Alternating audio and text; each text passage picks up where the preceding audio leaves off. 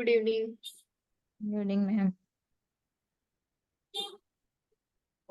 So, last જે આપણે શું લર્ન કર્યું હતું હાઇપર મેગ્નેશિયમિયા એન્ડ હાઇપોમેગ્નેશિયમિયા.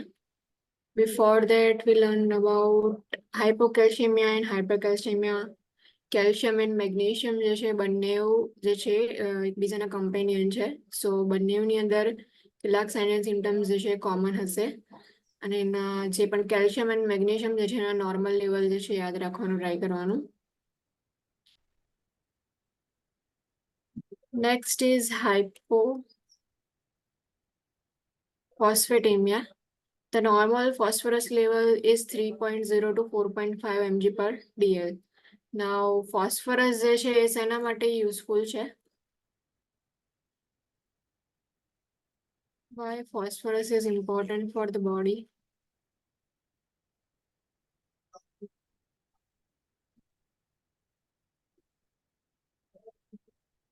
ફોસ્ફરસ જે છે બોડીમાં ક્યાં ક્યાં પ્રેઝન્ટ હોય और બોડી માટે કેમ ઇમ્પોર્ટન્ટ છે ફોસ્ફરસ?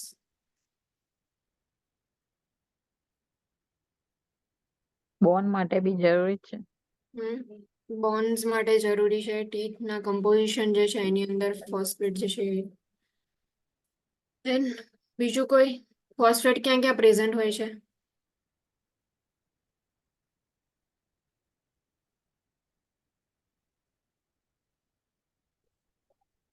ફોસ્ફોલિપિડ સાંભળ્યું છે? જે સેલ મેમ્બ્રેન હોય છે એમાં ફોસ્ફોલિપિડનું લેયર હોય છે. સો એના માટે ફોસ્ફેટ જે છે ઇમ્પોર્ટન્ટ છે. અને એટીપી જે છે એના એનર્જી જે છે એના માટે બી ફોસ્ફેટ ઇમ્પોર્ટન્ટ છે. ફોસ્ફેટ જે છે એ કેલ્શિયમની સાથે ઇન્વર્સ રિલેશનશિપમાં હોય છે, એટલે કે કેલ્શિયમની અગેન્સ્ટમાં હોય છે. Normal phosphorus level is 3.0 to 4.5 mg per dl. Hypophosphatemia is serum phosphorus level lower than 3.0 mg per dl. Decrease in serum phosphorus level is accompanied by increase in serum calcium level. Now, serum calcium level increase થશે અને ફોસ્ફરસનું level જે છે સીરમની અંદર decrease થશે. Causes insufficient phosphorus intake, malnutrition, starvation, increase phosphorus excretion, hyperparathyroidism, malignancy. Hyperparathyroidism ની અંદર શું થશે?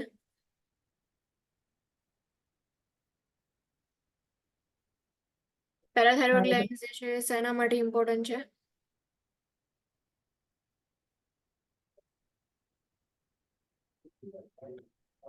વાય હાઇપરપેરાથાઇરોઇડિઝમ? માલન્યુટ્રિશન તો સમજ્યા કે ચલો ઇન્ટેક જ એટલું નથી લેતા એટલા માટે ફોસ્ફેટ જે છે બોડીમાં લેવલ ઓછું છે. હાઇપરપેરાથાઇરોઇડિઝમ કેમ? વધારે થાઇરોક્સિન રિલીઝ કરે. વધારે રિલીઝ કરશે તો પછી શું થશે?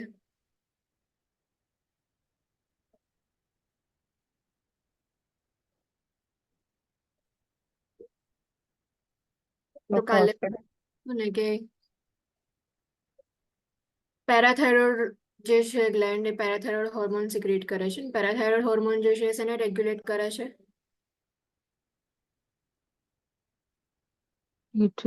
TSH. TSH તો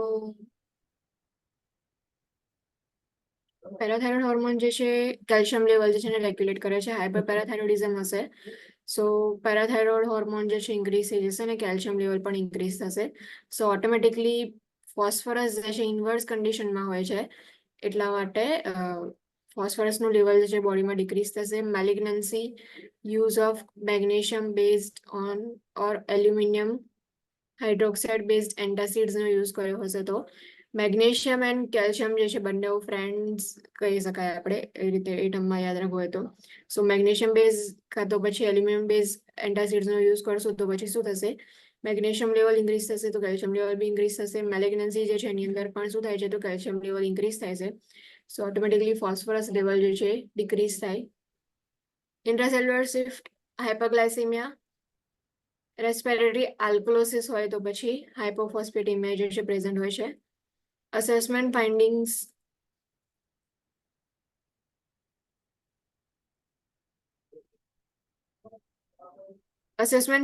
જે છે એની અંદર જે પણ હાઇપરકેલ્શિયમિયા જે છે એના જેટલા બી ફાઇન્ડિંગ્સ જે છે એ હાઇપોફોસ્ફેટેમિયા જે છે એની અંદર આવશે.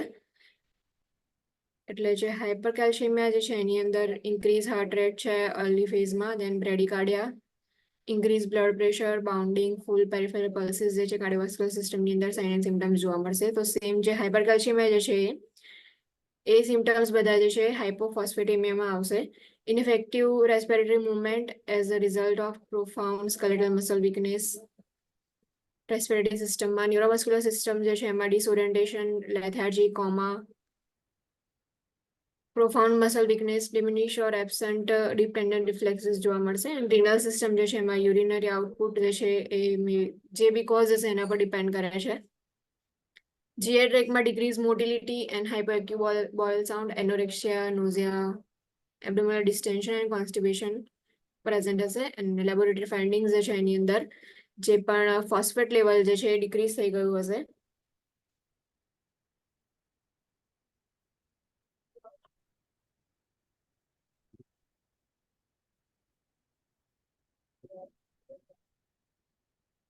અને જેમ હાઇપરકેલ્શિયમમાં જે છે એની અંદર જે પણ ECG ચેન્જીસ થતા હોય છે સેમ એ ચેન્જીસ જે છે એ હાઇપોફોસ્ફેટેમિયામાં જોવા મળશે કે જે બી ST સેગમેન્ટ જે છે શોર્ટ થઈ ગયું હશે, વાઇટ ટી વેવ અને હાર્ટ બ્લોક જે છે પ્રેઝન્ટ હશે.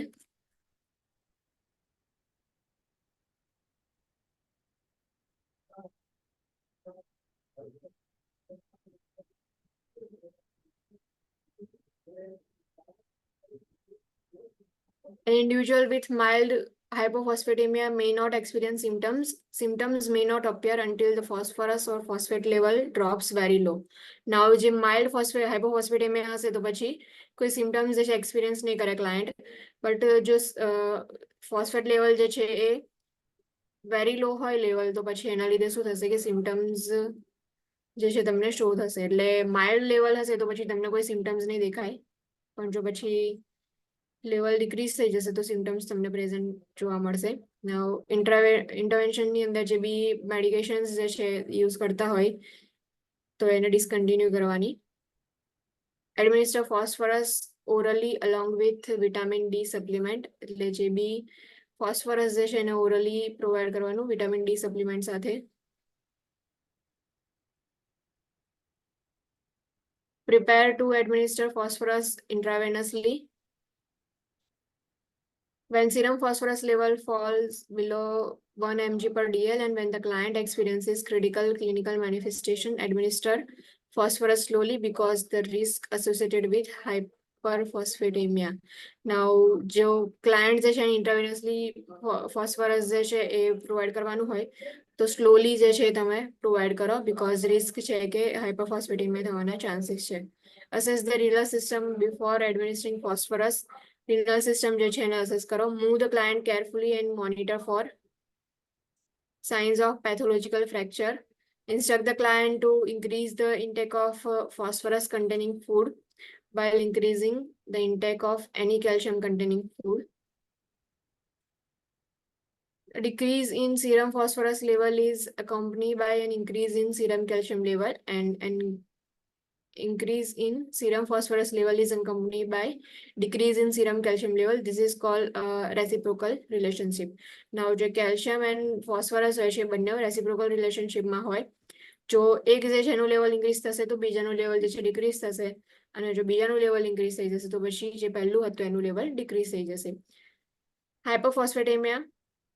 Hypophosphatemia is a serum phosphorus level that exceeds 4.5 mg per dl. Most body systems tolerate elevated serum phosphorus level well. Now, જે body system જે છે increase થઈ જાય phosphorus level તો એને very well એ લોકો tolerate કરે છે. And increase in serum phosphorus level is accompanied by decrease in serum calcium level. The problem that occurs in hyperphosphatemia center on the hypocalcemia that results when serum phosphorus level increase. Now, બંને જે છે reciprocal રિલેશનશિપમાં છે એટલે કે બંને એકબીજાની અગેન્સ્ટમાં હોય છે.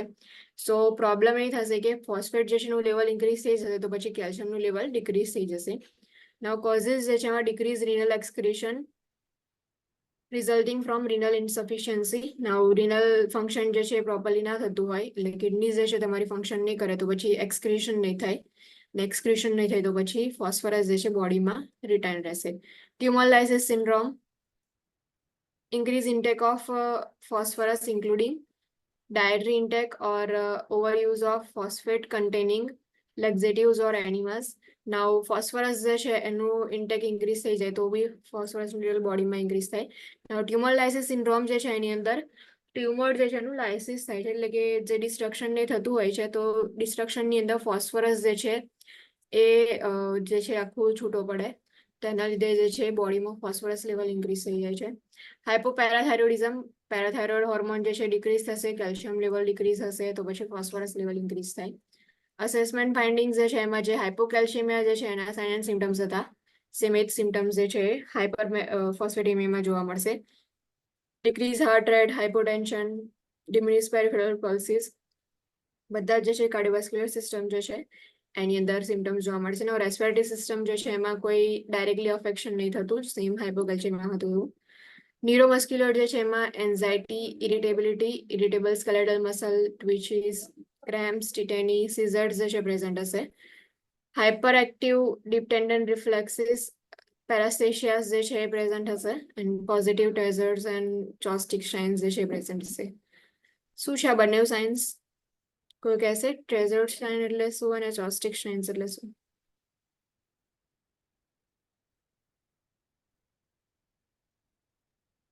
સ્વસ્તિક સાઇનમાં જે ફેશિયલ મસલ્સ હોય એ રિસ્પોન્સ કરે, મતલબ કે એમાં અબનોર્માલિટી જોવા મળે. અહીંયા ટેપ કરીએ એટલે વન સાઈડ ફેસ મૂવ થશે એ બાજુ, નોર્મલમાં નહીં થાય કશું. અને ટ્રેઝર્ડ સાઇન્સ જે છે એની અંદર શું હોય છે? એમાં હેન્ડની મૂવમેન્ટ લાઈક આ રીતે અંદર હેન્ડ મતલબ જે હોય એ અંદર વળી ગયેલું હશે. ક્યારે પણ વળી જશે? કોઈ બ્લડ પ્રેશર યા સ્પાઝમ. બ્લડ પ્રેશર મોનિટરિંગ કરીએ છીએ ને આપણે, એ વખતે જ્યારે બીપી કફ ટ્રાય કરશું ત્યારે સ્પાઝમ પ્રેઝન્ટ હશે. એ સ્પાઝમ જે છે એના લીધે જે પણ હેન્ડ જે છે એની મૂવમેન્ટ ઇનવર્ડ જે છે થઈ જશે, એને જે છે ટ્રેઝર્ડ સાઇન કહેવાય. રિનલ જે છે એમાં યુરિનરી આઉટપુટ જે છે એ ડિપેન્ડ કરે છે કે કયો કોઝ છે. જીઆઈ ટ્રેકમાં ગેસ્ટ્રિક મોટિલિટી ઇન્ક્રીઝ થઈ જાય, hyper active bowel sounds present, cramping and diarrhoea જે છે પ્રેઝન્ટ હશે. અને લેબોરેટરી ફાઇન્ડિંગ્સ જે છે એની અંદર હાઇપર ફોસ્ફેટેમિયા છે, સો જે પણ ફોસ્ફેટનું લેવલ જે છે ઇન્ક્રીઝ બતાવશે. અને જે ઇસીજી ચેન્જીસ જે છે એની અંદર prolong ST interval, prolong cutie interval જે છે પ્રેઝન્ટ હશે.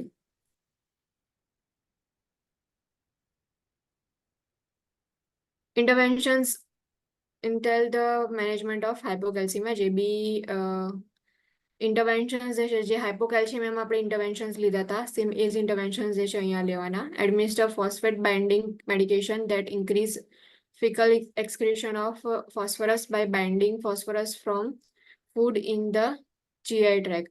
Now જે પણ ફોસ્ફેટ બાઇન્ડિંગ મેડિકેશન હોય છે એને એડમિનિસ્ટર કરો, ને ફોસ્ફેટ જે છે એ બાઇન્ડ થઈ અને ફિકલ રૂટ જે છે એના થ્રુ જે છે એક્સક્રીશન થઈ જશે એનું.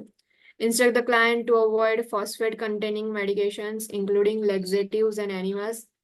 જે પણ ફોસ્ફેટ કન્ટેનિંગ મેડિકેશન્સ હોય છે જેમાં લેક્ઝેટિવ્સ ઓર એનિમાસ જે હોય છે એમાં ફોસ્ફેટ પ્રેઝન્ટ હોય તો પછી મેડિકેશન ડિસકન્ટિન્યુ કરવાની ઓર અવોઇડ કરવાની.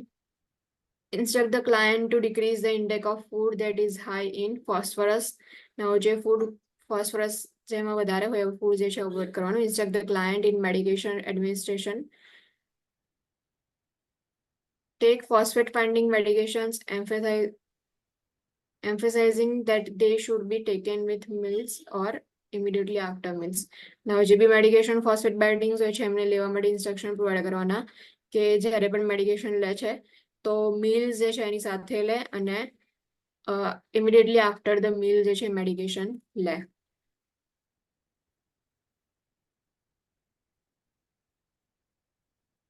ઓકે, સો આ યાદ રાખ્યા. આખા ચેપ્ટરની અંદર ફર્સ્ટલી જે છે આપણે ફ્લુઇડ ઇલેક્ટ્રોલાઇટનું જનરલ જે બેઝિક ઓવરવ્યૂ હતો એ લીધો. Then after fluid volume deficit and fluid volume overload.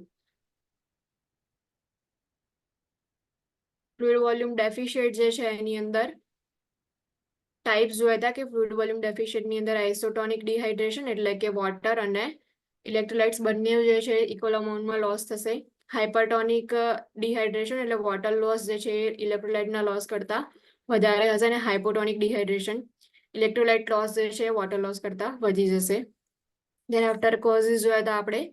Assessment findings જે છે એ જોયા હતા. અસેસમેન્ટ ફાઇન્ડિંગ્સ જે છે એની અંદર ફ્લેટ નેક એન્ડ હેન્ડ વેન્સ જે છે એ હતું. દેન થ્રેડી પલ્સ જે છે એ એનું એક સાઇન સિમ્ટમ જે છે ઇમ્પોર્ટન્ટ. ડિક્રીઝ સેન્ટ્રલ વેનસ પ્રેશર જે છે. બીજું જે છે ઇન્ટેગ્યુમેટરી સિસ્ટમ જે છે એમાં dry skin, poor turgor and dry mouth જે છે એના થ્રુ બી આપણને ખબર પડે કે ફ્લુઇડ વોલ્યુમ ડેફિશિયન્સી છે. Constipation, decrease body weight, thirst and decrease motility and diminish bowel sound જે છે જીઆઈ ટ્રેકની અંદર પ્રેઝન્ટ હોય છે. લેબોરેટરી ફાઇન્ડિંગની અંદર જેટલી બી વસ્તુ હશે, જેમ કે ઓસ્મોલારિટી છે, હિમેટોક્રિટ છે, બ્લડ યુરિયા નાઇટ્રોજન છે, સીરમ સોડિયમ લેવલ, બધું જે છે ઇન્ક્રીઝ થઈ જશે.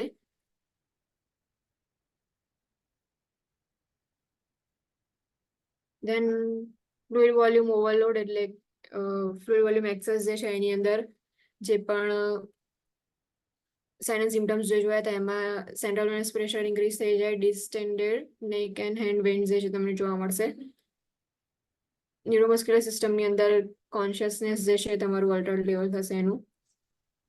ઇન્ટેગ્યુમેટરી સિસ્ટમમાં ચેન્જીસ જોવા મળશે કે પેલ કુલ સ્કિન તમને જોવા મળશે, પિટિંગ એડીમાં પ્રેઝન્ટ હશે. જીઆઈ ટ્રેકની અંદર increase motility, diarrhoea, increase body weight, liver enlargement and ascites present હશે. લેબોરેટરી ફાઇન્ડિંગની અંદર બધી જ વસ્તુ જે છે ડિક્રીઝ થઈ જશે, કેમ કે ફ્લુઇડ વોલ્યુમ જે છે ઇન્ક્રીઝ થાય છે એટલે જેટલું બી ઓસ્મોલારિટી છે, હિમેટોક્રિટ છે, blood urea nitrogen, serum sodium level, બધી જ વસ્તુ જે છે ઇલેક્ટ્રોલાઇટ્સ ને બધું એ ડાયલ્યુટ વધારે થશે એટલે એનું લેવલ જે છે ડિક્રીઝ થઈ જશે. હાઇપોકેલેમિયા એન્ડ હાઇપરકેલેમિયા, નોર્મલ પોટેશિયમ લેવલ જે છે કેટલું હોય છે?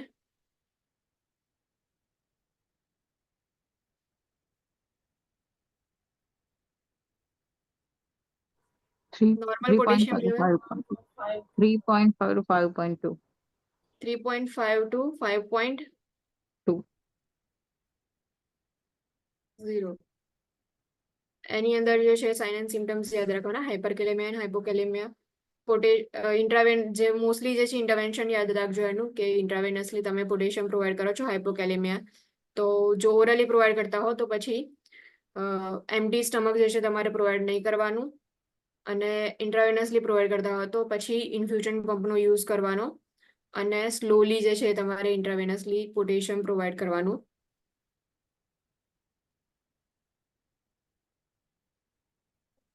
Then after hyponatremia,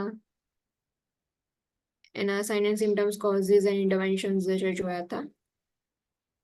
હાઇપરકેલ્શિયમિયા, hypocalcemia and hypermagnesemia and હાઇપોમેગ્નેશિયમિયા.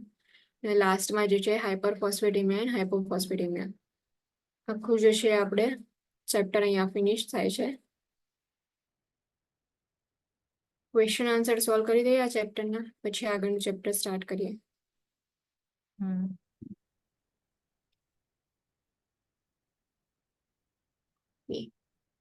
Nurse is caring for a client with heart failure. On assessment, the nurse notes that client is dyspneic, crackles are audible on auscultation. What additional manifestation would the nurse expect to note in this client if excess fluid volume is present? Now, excess fluid volume present હશે તો પછી બીજા કયા sign and symptoms જે છે present હશે? Weight loss and dry skin આવશે? ના. Weight loss and dry skin જે છે નહીં આવે, because એ છે fluid volume deficiency જે છે એના sign and symptoms છે. Flat neck and hand veins and decrease urinary output. એ બી નહીં. એ બી નહીં આવે. And increase in blood pressure and increase respiration. Yes, એ આવશે. So answer જે છે તમારો થર્ડ આવશે. Weakness and decrease central venous pressure જે છે એ પણ ફર્સ્ટ, સેકન્ડ અને ફોર્થ જે છે એ સેના સાઇન એન્ડ સિમ્ટમ્સ છે ફ્લુઇડ વોલ્યુમ ડેફિશિયન્સીના. Nurse reviews a client's record and determines that the client is at risk for developing a potassium deficit if which situation is documented. Now, કોઈ condition અગર કોઈ situation અહીંયા document કરી હોય તો એના પરથી આપણે ફાઇન્ડ આઉટ કરી શકીએ કે ક્લાયન્ટ જે છે મે બી એનામાં રિસ્ક છે પોટેશિયમ લેવલ ડિક્રીઝ થવાના. Sustain tissue damage, tissue damage જે છે એનાથી થશે?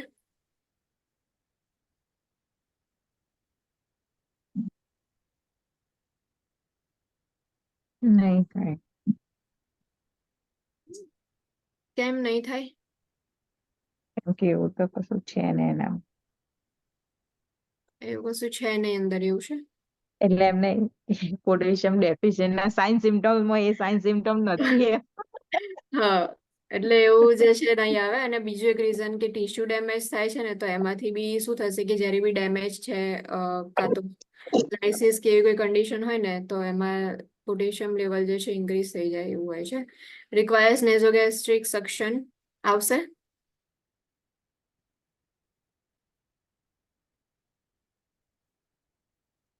Third has a history of Addison's disease આવશે.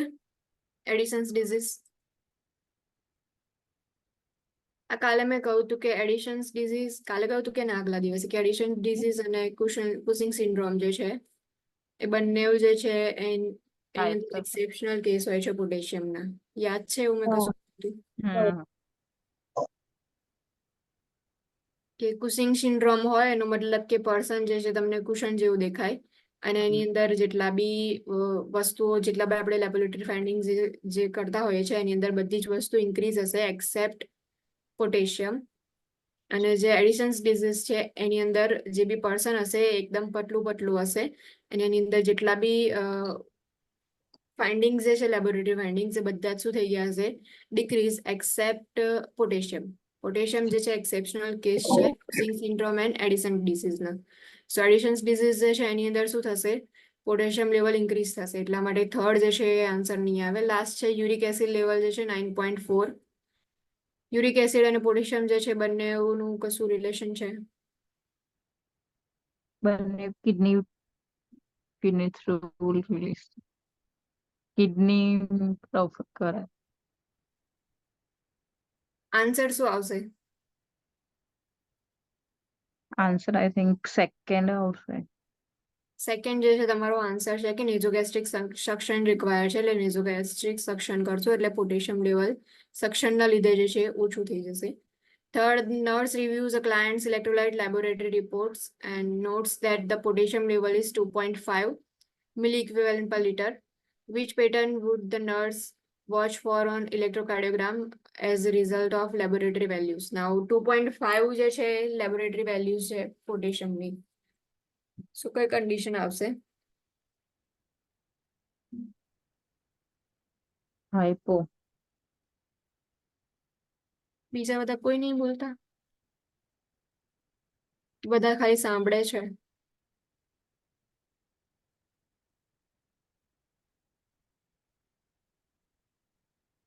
રિદ્ધિ, ક્રિશા, દેવી, ચિલ્કા, તમે લોકો ખાલી સાંભળો છો?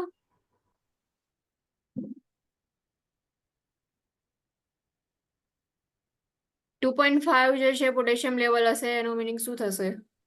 હાઇપો. હાઇપોકેલેમિયા જે છે પ્રેઝન્ટ હશે. સો ઇસીજી ચેન્જીસ કયા કયા થશે હાઇપોકેલેમિયાની અંદર?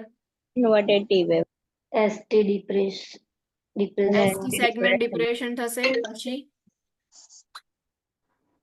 Inverted T wave, ST depression અને U waves prominent. U wave જે છે પ્રોમિનન્ટ યુ વેવ પ્રેઝન્ટ હશે, ઇન્વર્ટેડ ટી વેવ હશે, અને જે એસટી સેગમેન્ટ જે છે એની અંદર ડિપ્રેશન જોવા મળશે. Potassium chloride intravenously is prescribed for client with heart failure experiencing hypokalemia. Which action would the nurse take to plan for preparation and administration of potassium? Now hypokalemia present છે અને potassium chloride જે છે IV prescribe કર્યું છે. So કયા કયા actions જે છે તમે લેશો? First છે obtain intravenous infusion pump. Next છે monitor IV site for signs of infiltration of phlebitis. Third જે છે prepare medication for bolus administration. આવશે?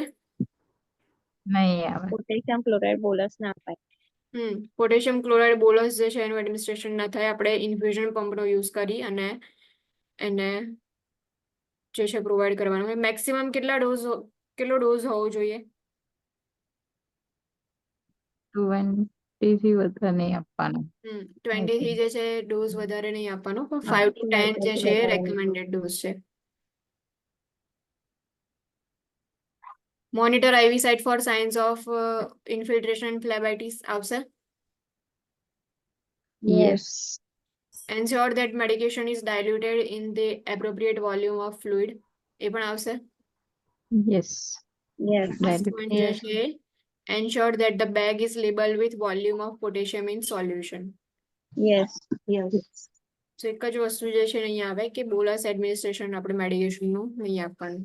Nurse is assessing a client with lactose intolerance disorder for suspected diagnosis of hypocalcemia. Hypocalcemia જે છે suspected diagnosis છે અને lactose intolerance જે છે એનો cause છે. Which clinical manifestation would the nurse expect to note in client? First is twitching, second is hypoactive bowel sound, third is negative treasure sign, and last is hypoactive deep tendon reflexes. Twitching. જે છે present હશે. બોબેલ sound જે છે hyper active હશે અને positive treasure sign જે છે present હોય હાઇપોકેલ્સિમિયામાં અને હાઇપર એક્ટિવ ડિપેન્ડન્ટ રિફ્લેક્સિસ જે છે જોવા મળે. Nurse is caring for client with Crohn's disease who has calcium level of 8 mg per dl. Which pattern would the nurse watch for on electrocardiogram? Now 8 mg per dl છે એનો મતલબ કે calcium level increase છે કે decrease છે? Normal કેટલું હોય છે? 9 to 10.5 mg per day. So answer શું આવશે? કયા કયા આવશે? પીક ટી વેવ પ્રેઝન્ટ હશે, No.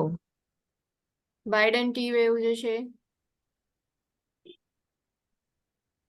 Prolonged QT and ST segment. Answer જે છે એમાં પ્રોલોંગ ક્યુટી ઇન્ટરવલ જે છે પ્રેઝન્ટ હશે અને એસટી સેગમેન્ટ જે છે બંને જે છે પ્રોલોંગ થઈ ગયા હશે. એટલે બંને વચ્ચેનો એટલે જે તમે ગ્રાફ જોશો ને તો એમની સાઇઝ પ્રમાણે જે છે સાઇઝ જે છે ચેન્જ થશે. ગ્રાફ તમને શીખવાડી દીધો છે ECG વાળો? નહીં શીખાય. એ નહીં આવતું અમને. એટલે કાર્ડિયક સિસ્ટમ જે છે ચાલી છે તમારા લોકોને? બાકી છે. એટલા માટે કાર્ડિયક સિસ્ટમ જે છે એમાં આવે છે કે કઈ રીતે ગ્રાફ જે છે તમે લોકો ચેક કરશો એમાં આવશે. The nurse reviews the electrolyte results of client with chronic kidney disease and notes that the potassium level is 5.7. The potassium level જે છે increase છે. Now which pattern would the nurse watch for an cardiac monitor as a result of laboratory values? So potassium level જે છે increase થઈ ગયું હોય તો એના માટે આમાંથી કયા કયા સિમ્ટમ્સ લેબોરેટરી વેલ્યુઝ ની અંદર તમે મોનિટર કરશો? કાર્ડિયાક મોનિટર ની અંદર કયા કયા ચેક કરશો? એસટી ડિપ્રેશન પ્રેઝન્ટ હશે, No. પ્રોમિનન્ટ યુ વેવ જે છે એ પણ પ્રેઝન્ટ નહીં હોય, tall peak T wave present હશે, prolong ST segment, QRS complex જે છે તમને વાઇડન દેખાશે. Which client is at risk for development of sodium level at 130 milliequivalent per liter? Now 130 milliequivalent per liter એટલે સોડિયમ લેવલ ઇન્ક્રીઝ છે કે decrease છે? Decrease. Decrease છે. નોર્મલ જે છે કેટલું હોય છે? 135 to 145. 135 to 145 જે છે નોર્મલ લેવલ હોય છે. નાઉ ક્લાયન્ટ જે છે એ લોકો ડાયરેક્ટ ડાયુરેટિક્સ લેતા હશે તો પછી સોડિયમ લેવલ ડિક્રીઝ થઈ જશે. Yes. બીજા ઓપ્શન્સ જોઈ લે કે ક્લાયન્ટ વિથ હાઇપર એલ્ડોસ્ટેરોનિઝમ જે છે, એલ્ડોસ્ટેરોન જે છે એ સોડિયમ સાથે એટલે એના રિલેટેડ છે તો એલ્ડોસ્ટેરોન જે છે એનું ઇન્ક્રીઝ થઈ જશે લેવલ, સો સોડિયમ જે છે એનું લેવલ બી ઇન્ક્રીઝ થશે. કુસિંગ સિન્ડ્રોમ જે છે એમાં પહેલા જ કહ્યું કે કુસિંગ સિન્ડ્રોમ જે હોય છે એમાં જે બી ક્લાયન્ટ હશે એની અંદર જેટલી બી લેબોરેટરી ફાઇન્ડિંગ્સ જે છે બધી જે છે ઇન્ક્રીઝ થઈ ગયેલી હશે. સો સોડિયમ જે છે એ પણ ઇન્ક્રીઝ થશે.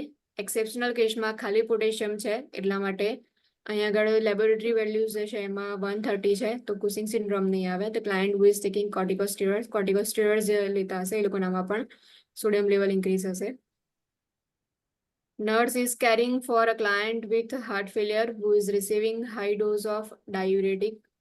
On assessment, nurse notes that the client has flat neck vein generalized muscle weakness and diminished tendon reflex. The nurse suspect hyponatremia. What additional sign would the nurse expect to note in client with hyponatremia? Muscle twitches, decreased urinary output, hyperactive bowel sound, and increased specific gravity of urine. Hyponatremia present હશે તો પછી આ ચારમાંથી કયા symptoms જોવા મળશે?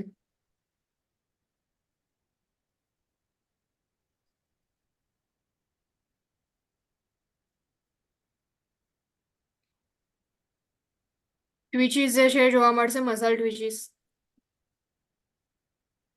નો. Urinary output decrease થશે કેમ કે આપણે અહીંયા આગળ શું આપીએ છીએ? Diuretic Diuretic. આપીએ છીએ, તો પછી યુરિનરી આઉટપુટ જે છે એ Increase ડિક્રીઝ. થશે. હાઇપર એક્ટિવ બોવેલ સાઉન્ડ અને increase specific gravity of urine. Hyponatremia છે, હાઇપરએક્ટિવ બોવેલ સાઉન્ડ જોવા મળશે. હા, હાઇપર એક્ટિવ બોવેલ સાઉન્ડ જે છે એ પ્રેઝન્ટ હશે કેમ કે હાઇપોનેટ્રેમિયા છે એનો મતલબ કે સોડિયમ લેવલ જે છે એ ડિક્રીઝ છે બોડીમાં.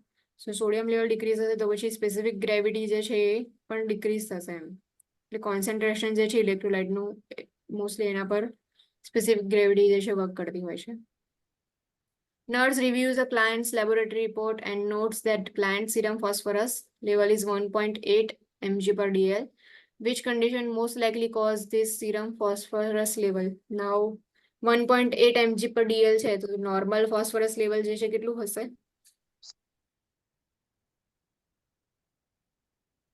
એ તો હમણાં જે છે ચલાયું ને. નોર્મલ સિરમ ફોસ્ફરસ લેવલ કેટલું હોય છે? 3.02 3 to 4.5. 4.5 જે છે નોર્મલ લેવલ હોય છે. અહીંયા આગળ આપણને કેટલું આપ્યું છે? 1.8. 1.8. એનો મતલબ કે શું છે? હાઇપોફોસ્ફેટેમિયા. Phosphatemia. હાઇપોફોસ્ફેટેમિયા ક્યારે પ્રેઝન્ટ હશે? માલન્યુટ્રિશન હશે તો પછી હાઇપોફોસ્ફેટેમિયા પ્રેઝન્ટ હશે. હાઇપોપેરાથાઇરોઇડિઝમ, રિનલ ઇન્સફિશિયન્સી જે છે પ્રેઝન્ટ હશે તો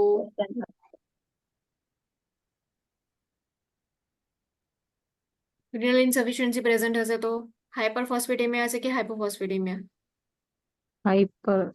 હાઇપરફોસ્ફેટેમિયા પ્રેઝન્ટ હશે. હાઇપોપેરાથાઇરોઇડિઝમ જે છે એની અંદર જે પેરાથાઇરોઇડ હોર્મોન કેલ્શિયમ ઇન્ક્રીઝ થઈ જાય, સો એના લીધે પણ જે છે હાઇપો છે એનો મતલબ કે હાઇપોકેલ્શિયમિયા હશે. એટલે કેલ્શિયમ જે છે ફોસ્ફરસની સાથે અગેન્સ્ટની અંદર વર્ક કરે છે એટલે ફોસ્ફરસ લેવલ ઇન્ક્રીઝ હશે. અને ટ્યુમર લાઇસિસ સિન્ડ્રોમ જે છે એમાં પણ ફોસ્ફરસ જે છે ટ્યુમર્સ જે છે એનું આખું લાઇસિસ થાય તો એના લીધે ફોસ્ફરસ લેવલ ઇન્ક્રીઝ થાય છે. The nurse is reading a physician's progress notes in the client's record and reads that physician has documented insensible fluid loss of approximately 800 ml daily, and the nurse plans to monitor the client, knowing that insensible loss occurs through which type of excretion. Now, insensible loss જે છે કઈ રીતે એક્સક્રીટ થાય છે? Firstly જે છે urine output, second wound drainage, third integumentary output અને last જે છે GI tract. Third Integumentary output. Integumentary output.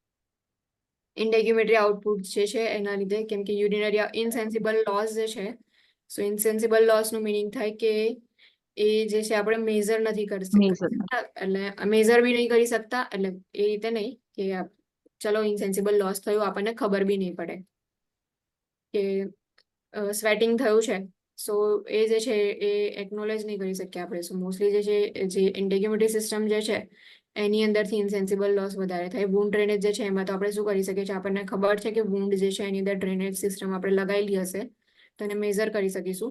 Urine output જે છે સેમ એને પણ આપણને ખબર છે કે સેન્સિબલ લોસ છે, કે આપણને ખબર છે કે લોસ થાય છે. અને જીઆઈ ટ્રેક જે છે એમાં પણ ખબર પડે આપણને કે સ્ટૂલ થ્રુ જે છે લોસ થાય છે. The nurse is assigned to care for group of clients. On review of clients' medical records, the nurse determines that which client is most likely at risk for fluid volume deficit. Client with ileostomy, client with heart failure, client on long-term corticosteroid therapy, and client receiving frequent wound irrigation.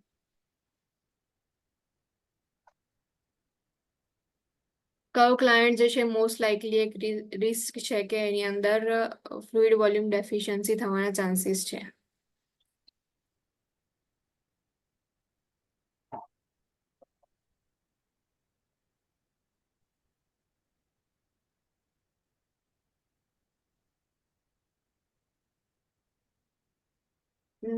બોલો. ક્યારે ક્યારે fluid volume deficiency થઈ શકે છે? fluid deficit, diarrhea, vomiting. Diarrhoea, vomiting જે છે એના through થઈ શકે છે.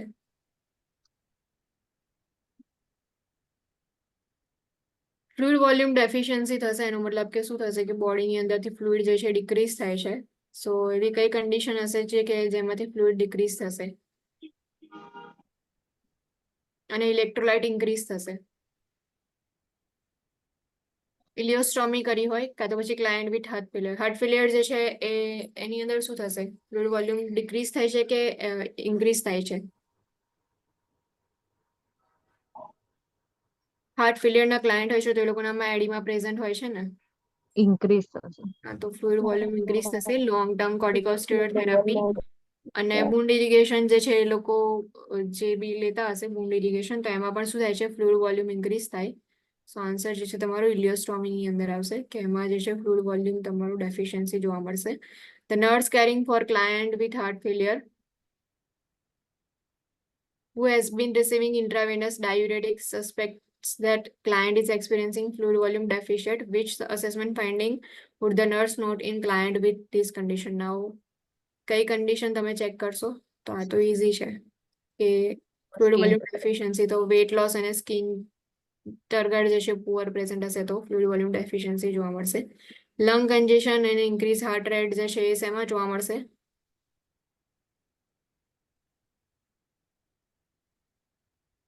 લંગ ફ્લુઇડ કન્જેશન વોલ્યુમ થઈ જાય. વધી જશે. હા, લંગ કન્જેશન થઈ જાય એટલા માટે જ્યારે તમે ઓસ્કલ્ટેશન કરતા હશો ત્યારે તમને શું સંભળાશે? Crackle sound. ક્રેકલ સાઉન્ડ જે છે તમને સંભળાશે. Decrease hematocrit and increase urine output જે છે એ પણ ફ્લુઇડ વોલ્યુમ એક્સેસ જે છે એમાં જોવા મળશે. અને increase respiration and increase blood pressure જે છે એ પણ fluid volume excessમાં હશે. On review of client's medical records, the nurse determined that which client is at risk for fluid volume excess. Client taking diuretics who has tenting of skin. Client with ileostomy from recent abdominal surgery. Client who requires intermittent GI suction. And client with kidney disease that develop as a complication of diabetes mellitus. શું આવશે answer આમાં? Fourth one. Fourth one. Cause kidneys જે છે kidney disease હશે તો પછી એક્સક્રેશન નહીં થાય ને ફ્લુઇડ વોલ્યુમ જે છે ઇન્ક્રીઝ થઈ જશે અને ડાયાબિટીસ જે છે એ પણ એના લીધે બી કિડનીઝ જે છે એના પર અફેક્ટ થતી હોય છે. બાકી ઉપરના ત્રણ જે છે એ ફ્લુઇડ વોલ્યુમ ડેફિશિયન્સી જે છે એના સિમ્ટમ્સ છે. Which client is at risk for development of potassium level of 5.5 milli equivalent per litre. Potassium level અહીંયા ઇન્ક્રીઝ થઈ ગયું છે તો કયા ક્લાયન્ટ હશે કે જેની અંદર પોટેશિયમ લેવલ ઇન્ક્રીઝ થઈ જાય? Client with colitis, client with Cushing syndrome, client who has been overusing laxatives and client who has sustained a traumatic burn. Burns વાળા ક્લાયન્ટ જે છે એની અંદર પોટેશિયમ લેવલ ઇન્ક્રીઝ થઈ ગયું હશે. સો યાદ રહેશે આટલું. નેક્સ્ટ ચેપ્ટર જે છે આપણે સ્ટાર્ટ કરીએ.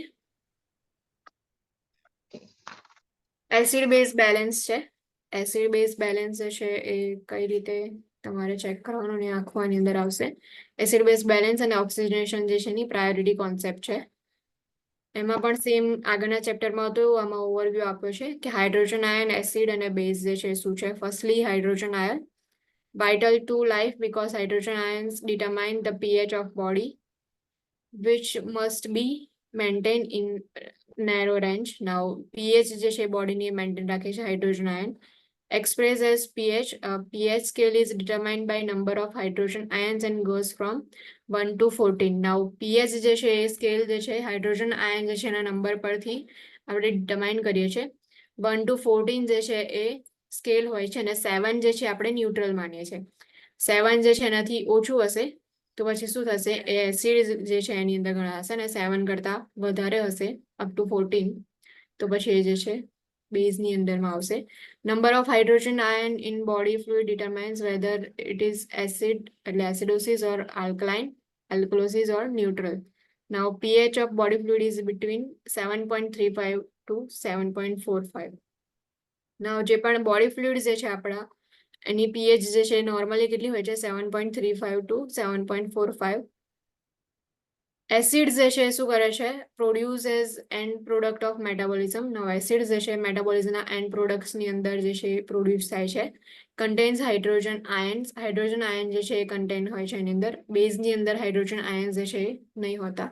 Consider hydrogen ion donors.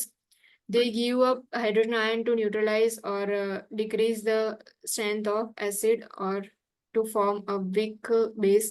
Now hydrogen ion જે છે એને ડોનેટ કરી દે છે કે જેથી હાઇડ્રોજન આયન જે છે એને ડોનેટ કરી અને જે પણ કન્ડિશન જે છે એને ન્યુટ્રલાઇઝ કરી દે. જ્યારે બેઝ જે છે એની અંદર કોઈ હાઇડ્રોજન આયન પ્રેઝન્ટ નથી હોતો. Consider hydrogen ion acceptor. They accept hydrogen ions from acid to neutralize or decrease the strength of base or to form a weaker acid. Now એ લોકો જે છે બેઝ શું કરે છે કે હાઇડ્રોજન આયન જે છે એને એક્સેપ્ટ કરે છે એટલે એનાથી ન્યુટ્રલાઇઝ કરી શકે એસિડ જે છે એની જોડેથી હાઇડ્રોજન આયન લઈને ઓર ડિક્રીઝ કરી શકે જે બી બેઝ જે છે એની સ્ટ્રેન્થને. Normal serum level of bicarbonate જે છે HCO3- એની 21 to 28 જે છે નોર્મલ લેવલ છે આ યાદ રાખજો. સો સિરમ બાયકાર્બોનેટ લેવલ જે છે નોર્મલ કેટલું હોય છે 21 to 28 milli equivalent per litre. Now કેટલીક જે છે રેગ્યુલેટરી સિસ્ટમ્સ છે હાઇડ્રોજન આયન કોન્સન્ટ્રેશન માટેની બ્લડની અંદર. ફર્સ્ટ જે છે બફર્સ છે. Buffers are fastest acting regulatory system. Buffers provide immediate protection against changes in hydrogen ion concentration in extracellular fluid.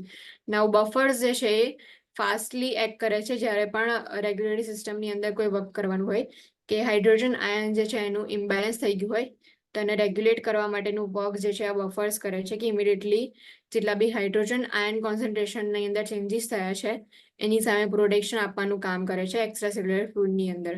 Now buffers are receptor that function only to keep the pH within the narrow limit of stability. Now buffers જે છે એ શું કરે છે કે pH જે છે એને narrow limit of stability જે છે એની અંદર લાવવાનું ટ્રાય કરે છે કે pH ની અંદર ચેન્જીસ થયા હોય તો બફર શું કરે છે કે pH જે છે એની જે રેન્જ છે એની અરાઉન્ડ એની આસપાસની જે છે એ વેલ્યુ લાવવાનું ટ્રાય કરે. When too much acid or base is released into system, the buffers absorbs or release hydrogen ion as needed. Now જ્યારે પણ acid or base વધારે હોય સો એસિડ વધારે પ્રેઝન્ટ હશે તો શું કરશે બફર જે છે હાઇડ્રોજન આયન જે છે એને એબ્ઝોર્બ કરી દેશે અને જો બેઝ વધારે રિલીઝ થયું હશે બોડીમાં તો બફર જે છે હાઇડ્રોજન આયનને રિલીઝ કરે છે બીકોઝ હાઇડ્રોજન આયન જે છે એ એના લીધે એસિડ જે છે pH જે છે એ વધે છે. સો એસિડ જે છે વધારે હાઇડ્રોજન આયન પ્રેઝન્ટ હશે તો પછી એસિડ જે છે પ્રેઝન્ટ હશે અને હાઇડ્રોજન આયન જે છે બેઝની અંદર આપણને જોવા નથી મળતો એટલા માટે. Buffer serves as the transport mechanism that carries excess hydrogen hydrogen ion to lungs. Now buffers જે છે excess hydrogen ions હશે બોડીની અંદર એને લંગ સુધી કેરી કરશે. Once the primary buffer system react, they are consumed, leaving the body less able to withstand further stress until the buffers are replaced. Now buffer system શું કરે છે પ્રાઇમરી બફર સિસ્ટમ જે છે રિએક્ટ કરશે જ્યારે પણ હાઇડ્રોજન જે છે એનું ઇમ્બેલેન્સ થશે ત્યારે એટલે જો હાઇડ્રોજન આયન વધી ગયા હશે એક્સેસ અમાઉન્ટમાં હાઇડ્રોજન આયન હશે તો લંગ સુધી જે છે એ લઈ જશે કાં તો ગમે તે રીતે જે બી ઓર્ગન જે છે એ એક્સક્રીટ કરતું હોય બફર સિસ્ટમની અંદર ત્યાં સુધી લઈ જશે અને બોડી જે છે એ પછી શું કરશે કે એને બેલેન્સ કરવાનું ટ્રાય કરશે જ્યાં સુધી બફર સિસ્ટમ જે છે એને રિપ્લેસ કરવા માટે આપણે કંઈ બી ટ્રીટમેન્ટ પ્રોવાઈડ ના કરીએ ત્યાં સુધી આપણી બોડી જે છે એની જાતે જ શું કરે છે ડિફાઇન કરે છે કે એસિડ અને બેઝ જે છે એનું ઇમ્બેલેન્સ ના થવા દે એટલા માટે.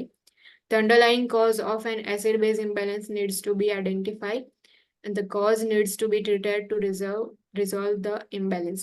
Now જે બી underlying cause જે છે acid base imbalance નો એને આઈડેન્ટિફાઈ કરી અને ટ્રીટમેન્ટ પ્રોવાઈડ કરવાનું જે છે જરૂરી છે બીકોઝ બફર સિસ્ટમ જે છે તમારી પ્રાઇમરી કેર જે છે પ્રોવાઈડ કરી શકે એટલે પ્રાઇમરીલી એ રિએક્ટ કરી શકે છે પણ જેટલી બી સ્ટ્રેસ કન્ડિશન છે કાં તો જે પણ પ્રોબ્લેમ જે છે એને તમારે આઈડેન્ટિફાઈ કરી અને એને સોલ્વ કરવો પડે બાકી તો બફર સિસ્ટમ જે છે કેટલીક વાર એ પણ વર્ક ના કરે. Primary buffer systems in extracellular fluid. So extracellular ફ્લુઇડની અંદર કઈ પ્રાઇમરી બફર સિસ્ટમ હોય છે. બફર સિસ્ટમ એટલું યાદ રાખવાનું ઇન શોર્ટ કે એ જે છે જ્યારે પણ એસિડ બેઝ ઇમ્બેલેન્સ થાય ત્યારે બોડી જે છે ને પ્રોટેક્ટ કરવાનું વર્ક કરે છે બફર સિસ્ટમ. માં ફર્સ્ટ જે છે હિમોગ્લોબિન સિસ્ટમ છે. System maintains acid base balance by process call chloride shift. જે ક્લોરાઇડ જે છે એને શિફ્ટિંગ જે છે આની અંદર થાય. ના chloride shift in and out of cells in response to level of oxygen in the blood. એટલે જે લેવલ ઓફ ઓક્સિજન જે છે એને ચેક કરીને ક્લોરાઇડ જે છે ઇન અને આઉટ જે છે સેલની અંદર શિફ્ટ થતા હોય છે. For each chloride ion that leaves the red blood cell bicarbonate ion enters. જ્યારે પણ ક્લોરાઇડ આયન જે છે એ સેલમાં રેડ બ્લડ સેલમાંથી બહાર જાય છે, મૂવ થાય છે, તો એ વખતે એક બાયકાર્બોનેટ આયન જે છે એન્ટર થાય છે. For each chloride ion that enters the red blood cell the bicarbonate ion leaves. એટલે જો બાયકાર્બોનેટ જે છે એ બોડી સેલ્સમાંથી લીવ થાય અને ક્લોરાઇડ જે છે અંદર એન્ટર થાય. એટલે ક્લોરાઇડ શિફ્ટ જે છે એના થ્રુ જે પણ એસિડ બેઝ જે છે એનું બેલેન્સ થતું હોય છે. Plasma protein system. The system functions along with liver to vary the amount of hydrogen ion in the chemical structure of plasma protein. જે પ્લાઝ્મા પ્રોટીન જે છે એના કેમિકલ સ્ટ્રક્ચરની અંદર હાઇડ્રોજન આયનાઇઝેશનનો અમાઉન્ટ જે છે એને બેલેન્સ કરવાનું વર્ક કરે છે plasma protein system. Plasma proteins have ability to attract or release hydrogen ion. તો જે બી પ્લાઝ્મા પ્રોટીન્સ હોય છે એ લોકોની પાસે એબિલિટી હોય છે કે એ હાઇડ્રોજન આયન જે છે એને એટ્રેક્ટ બી કરી શકે કાં તો પછી એને રિલીઝ બી કરી શકે. સો એને એટ્રેક્ટ કરી અને રિલીઝ કરીને જે ઇમ્બેલેન્સ હોય છે એને એ લોકો ટ્રાય કરે છે કે ઇમ્બેલેન્સને ટ્રીટ કરી શકે કાં તો ઇમ્બેલેન્સને થોડા ટાઈમ માટે સ્ટેબલ કરી શકે. Carbonic acid bicarbonate system. Primary buffer system in the body જે છે મોસ્ટલી કે કાર્બોનિક એસિડ અને બાયકાર્બોનેટ સિસ્ટમ જે છે આ વર્ક કરતી હોય છે. System maintains pH of 7.4 with ratio of 20 part bicarbonate and 1 part carbonic acid. જેમ અહીંયા આપ્યું છે કે મોસ્ટલી જે છે 1 part કાર્બોનિક એસિડ હોય છે અને 20 part બાયકાર્બોનેટ હોય છે. એ રેશિયો જે છે એ સિસ્ટમ મેન્ટેન કરે છે કે જેનાથી pH જે છે 7.4 રહે. This ratio determine the hydrogen ion concentration of body fluid. એટલે આ રેશિયો જે છે એના લીધે હાઇડ્રોજન આયન કોન્સન્ટ્રેશન જે છે આપણે ચેક કરી શકીએ. Now carbonic acid concentration is controlled by excretion of CO2 by lungs. The rate and depth of respiration change in response to changes in CO2. Now CO2 જે છે એનું એક્સક્રીશન જે છે એના બેઝ પર જે છે કાર્બોનિક એસિડ જે છે એનું કોન્સન્ટ્રેશન કંટ્રોલ થાય છે. એટલે લંગ્સ જે છે જેટલા અમાઉન્ટમાં CO2 બહાર કાઢશે એટલા અમાઉન્ટમાં કાર્બોનિક એસિડ છે એનું કોન્સન્ટ્રેશન આપણે ડિટરમાઇન કરી શકીએ એટલે કે એને કંટ્રોલ કરી શકીએ. જો એટલું યાદ રાખો કે CO2 જે છે લંગ્સમાં વધારે હશે સો કન્ડિશન તમારી જે છે એસિડોસિસ થશે કેમ કે કાર્બન ડાયોક્સાઇડ જે છે બોડીમાં એટલે લંગ્સની અંદર પ્રેઝન્ટ હશે. જેટલો કાર્બન ડાયોક્સાઇડ લંગ્સની અંદર પ્રેઝન્ટ હશે એટલું કાર્બોનિક એસિડ જે છે એનું કોન્સન્ટ્રેશન હાઈ થશે એટલા માટે તમારી કન્ડિશન જે છે એસિડોસિસ થશે. અને જેટલો કાર્બન ડાયોક્સાઇડ જે છે એ બોડીમાંથી એક્સક્રીટ થશે એટલું જે છે CO2 લેવલ ડિક્રીઝ થશે અને જે કાર્બનિક એસિડ જે છે એનું કોન્સન્ટ્રેશન પણ ડિક્રીઝ થશે. એટલે જે રેસ્પિરેટરી રેટ અને ડેપ્થ જે છે રેસ્પિરેશનની એ બંને જે છે એના પર ડિપેન્ડ કરે છે કે CO2 ના ચેન્જીસ કઈ રીતે થાય છે. જો શેલો બ્રીથિંગ હશે તો CO2 જે છે બોડીમાંથી એટલું બધું બહાર નહીં જાય. ડેપ્થ બ્રીથિંગ હશે તો CO2 જે છે એ લંગ્સમાંથી એક્સિટ થશે એટલે એ રીતે જે છે CO2 નું લેવલ ચેન્જ થતું રહે છે. Kidneys control the bicarbonate concentration and selectively retain or excrete bicarbonate in response to bodily needs. Now kidneys જે છે બાયકાર્બોનેટ આયન જે છે એને કંટ્રોલ કરે છે કે એ સિલેક્ટિવલી રિટેન કરે ઓર પછી એક્સક્રીટ કરે કે જે રીતે બોડીની નીડ હોય એ પ્રમાણે. સો ઇન શોર્ટ એટલું યાદ રાખો કે CO2 જે છે એ કાર્બોનિક એસિડ જે છે એના કોન્સન્ટ્રેશન માટે ઇમ્પોર્ટન્ટ હોય એટલે CO2 જે છે એનું એક્સક્રીશન ઇમ્પોર્ટન્ટ છે જે મોસ્ટલી શેમાં થતું હોય છે લંગ્સમાં થતું હોય છે. જ્યારે બાયકાર્બોનેટ આયન જે છે એનું એક્સક્રીશન જે છે એ કિડનીઝ જે છે કરતી હોય છે. સો જે બી બોડીની નીડ હોય એ પ્રમાણે કિડનીઝ શું કરશે બાયકાર્બોનેટ આયન જે છે એને રિટેન કરે ઓર એક્સક્રીટ કરે છે. Phosphate buffer system is present in cells and body fluids and especially active in the kidneys. System act like bicarbonate and neutralize excess oxygen ions. ના બાયકાર્બોનેટ જે છે એને એ રીતે જે છે સિસ્ટમ એક્ટ કરે છે અને જે પણ એક્સેસિવ હાઇડ્રોજન આયન પ્રેઝન્ટ હશે એને ન્યુટ્રલાઇઝ કરે છે ફોસ્ફેટ બફર સિસ્ટમ. નેક્સ્ટ જે છે ઇમ્પોર્ટન્ટ છે lungs are second defence of body they interact with buffer system to maintain acid base balance. Now lungs જે છે સેકન્ડ ડિફેન્સ સિસ્ટમ છે કે જે બફર સિસ્ટમની સાથે ઇન્ટરેક્ટ કરી અને એસિડ બેઝ બેલેન્સ જે છે એને મેન્ટેન કરે છે. During acidosis, the pH decreases and respiratory rate and depth increase in an attempt to exhale acids.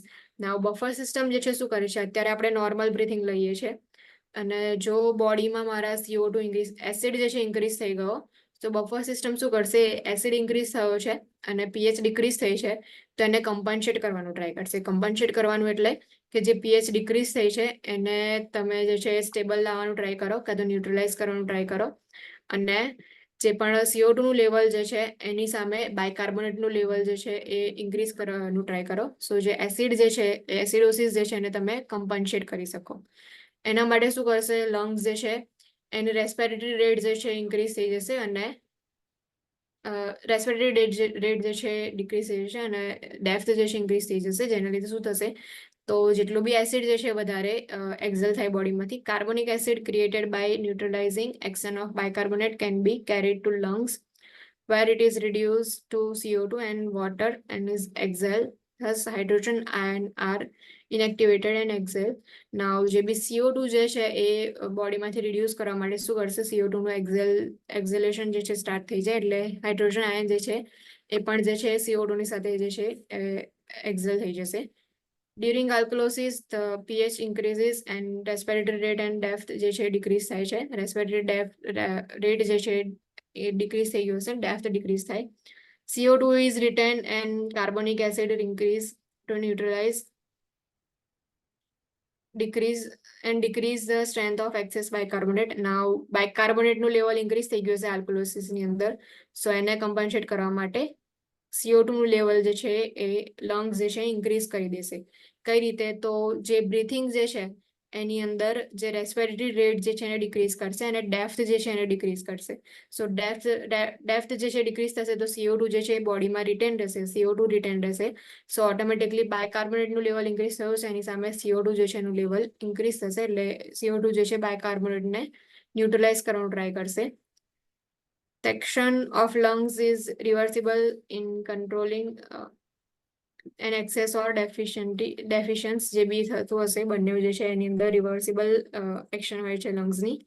Lungs can hold hydrogen ion until deficit is corrected or can inactivate hydrogen ion, changing the ions to water molecule to be exhaled along with CO2, thus correcting the excess. Now જો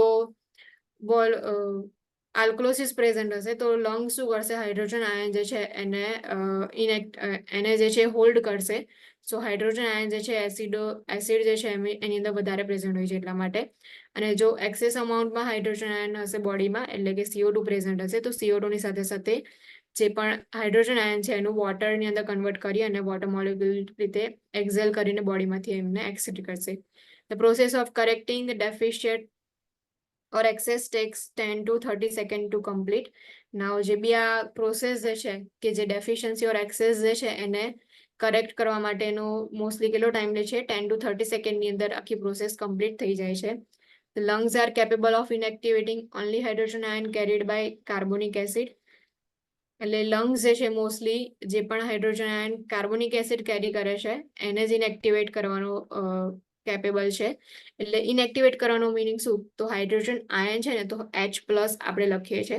સો એ hydrogen આયનને શું કરશે, એ water મોલિક્યુલની અંદર convert કરી દેશે. સો H+ હતો એની જગ્યાએ H2O ની અંદર કન્વર્ટ થઈ જશે એટલે કે એ ઇનએક્ટિવેટ થઈ જશે. ઇનએક્ટિવેટ થઈ જશે એટલે પછી એને આપણે શું કરશું, એક્ઝેલ કરશું બોડીમાંથી કે વોટર મોલિક્યુલ જે છે એના એ રીતે. અને એક્સેસ હશે તો excess hydrogen ion created by other mechanism must be corrected by kidneys.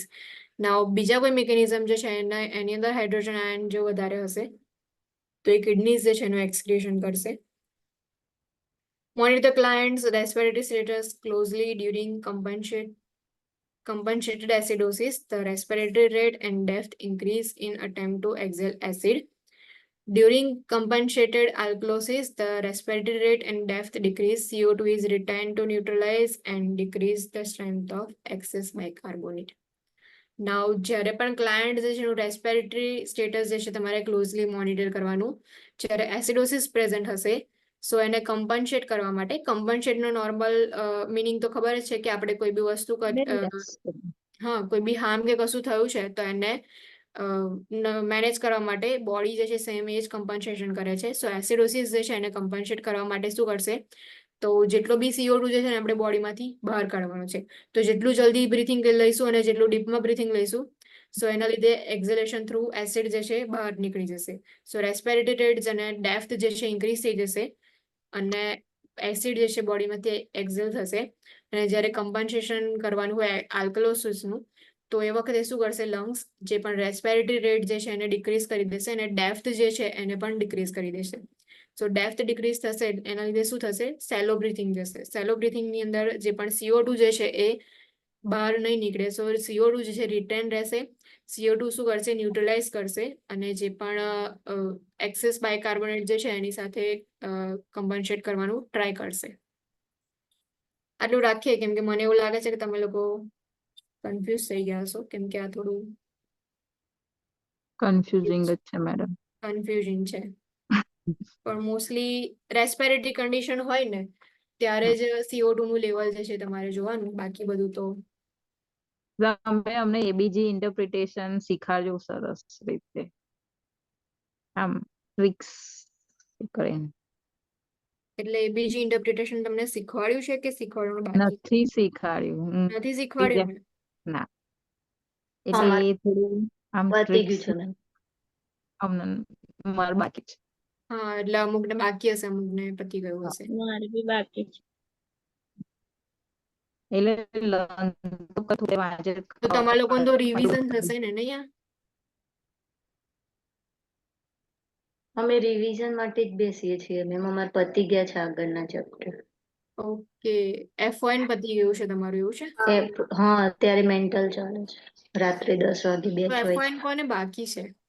મારે બાકી છે. મારે બાકી છે. ઓકે, જે ઓગસ્ટ વાળી બેચ હશે એ લોકોને બાકી હશે. હા.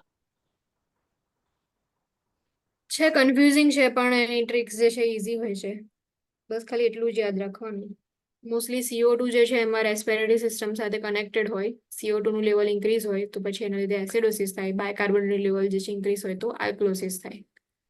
બાયકાર્બોનેટનું લેવલ ઇન્ક્રીઝ હોય તો પછી એને મેન્ટેન કમ્પન્સેટ કરવાનું કામ જે છે મોસ્ટલી કિડની કરે અને CO2 જે છે લેવલ જે છે એને કમ્પન્સેટ કરવાનું કામ મોસ્ટલી જે છે લંગ્સ કરતા હોય છે. એટલે એ પરથી ઇઝીલી ખબર પડી જશે એમ તો પછી. એકવાર ઘરે છે વાંચવાનું ટ્રાય કરજો. Okay. So any doubt, કોઈ question? No, ma'am. So you guys can leave now.